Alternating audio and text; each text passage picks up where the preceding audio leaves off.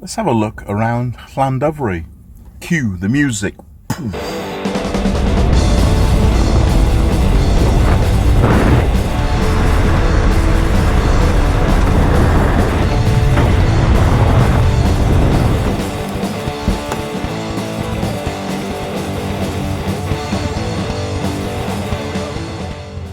Now, the great thing about being so slim in your 50s is you can get away with really fashionable clothes like this. See? And show a bit of midriff there. Totally get away with it. Oh, I got the belt on the wrong way around.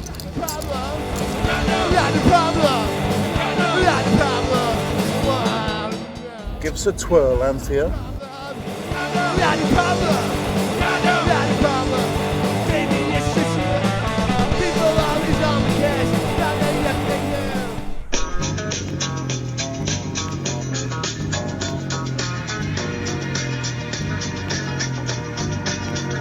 Can't tell by the way I use my walk. I'm one man, no time to talk. It's a similar town to Usk, but when I made that video of a walk around Usk, I didn't say anything, so there you go. There's some words.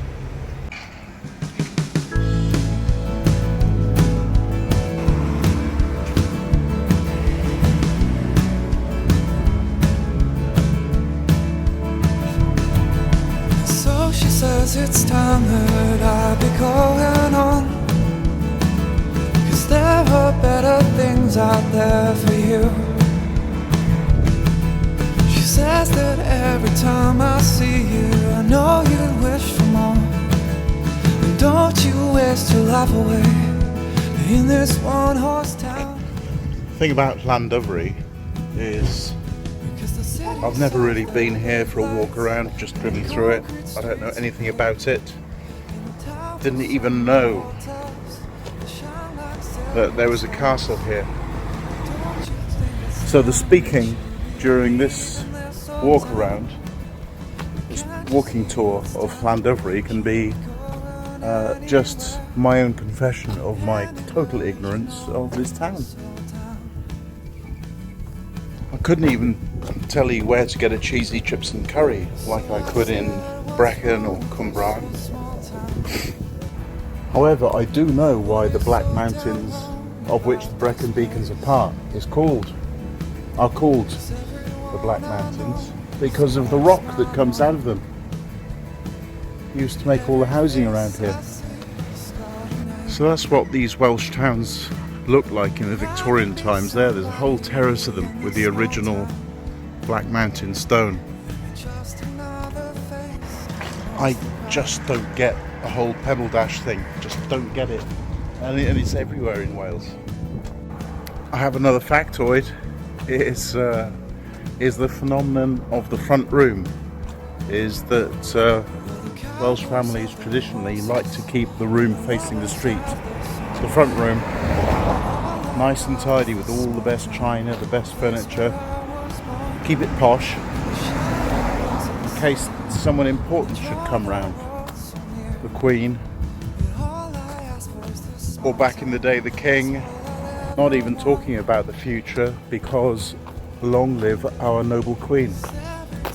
God save the Queen.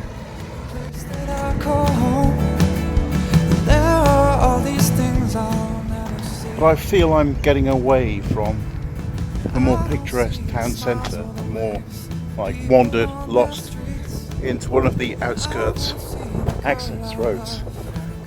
Now there's an old mate of mine and a regular viewer, Simon of the Blake family.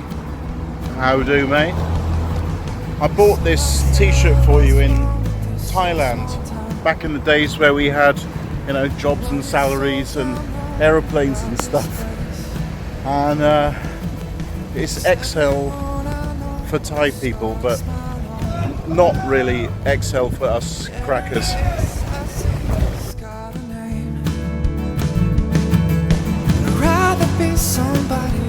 Simon, I've had this t-shirt in the boot of my car, wanting to give it to you for the last 3 years, I think. But I know we met up, say, about 5 times in those last 3 years, and I just forgot every time. And now, with my super stocky Welsh frame, I am sporting it. Oh yeah. Doing a lot of walking today to the outskirts and back. But it's to make up for yesterday, where I just spent the whole day pushing out videos. And a regular viewer, Peaky Part-Timers, was moved to query, how many do I pump out every day? Well, matron. Oh, that's just shocking. I mean, when Pebble Dash goes wrong, it really goes wrong, doesn't it? Right, now I'm going to get lost down this street, Dingat View. Ooh, nice fly tip. Coat hangers. Nah, load of rubbish. I've no idea what that building's all about. None. Looks like it's seen its best days behind it. Ooh, some brutalism. Check it out. Oh dear. Flashbacks to Cwmbran. You thought Cwmbran was bad. When I get down to Neath, oh. Well, I don't know what a dingat is, but we certainly caught a good view of it. Said it before, I'll say it again. Looking forward to when those long wheelbase Peugeot partners from the post office come to auction.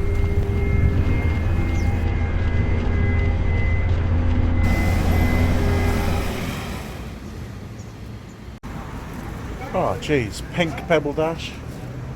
Mind you, I'm in the glass house throwing stones when it comes to aesthetics. Back again to the castle.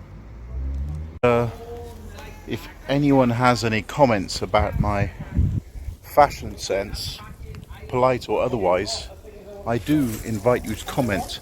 Any insult that doesn't involve swearing will be much appreciated. I mean, even a man who wears socks with sandals is having some doubts about this clobber. It's gonna happen, because I'm gonna make it happen.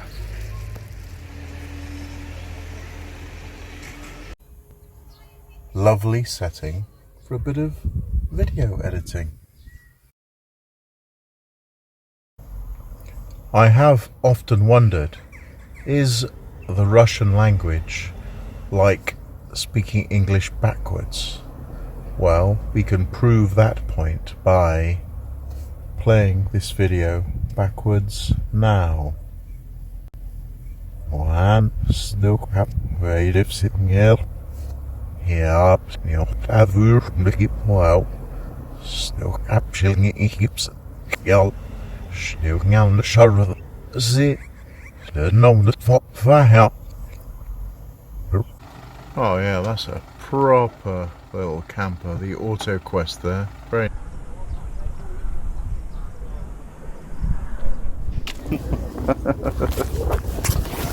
You know, every time somebody subscribes or there's a person I haven't seen before comment, I'll go to their channel and have a look, and more than half of those that I've been looking at haven't published anything at all. And it's possibly, you know, the fear of perfection, or whatever it's called, fear of failure. You know, just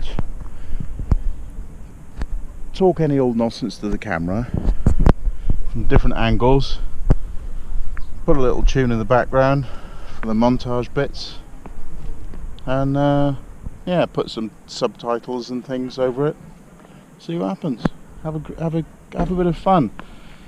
I mean, try and do, you know, more complex edits like I'm doing now with, you know, it could be 200 clips in every film. That's going to dishearten you. You know, start off with with just a small number and get to know the editing software you use. There are loads of free ones out there. I mean, I haven't paid for anything. I mean, I'd like to be able to upgrade to Final Cut Pro, which is 350 quid. But iMovie is perfectly free. I mean, that's what you've been looking at mostly. And if any of you have dived into my past videos, that was Microsoft Movie Maker, Windows Movie Maker. That was free. That was fine. You know, they've all got different, you know, pros and cons because they're free. But you know, until you master them, you don't even realise what you need or what you're missing.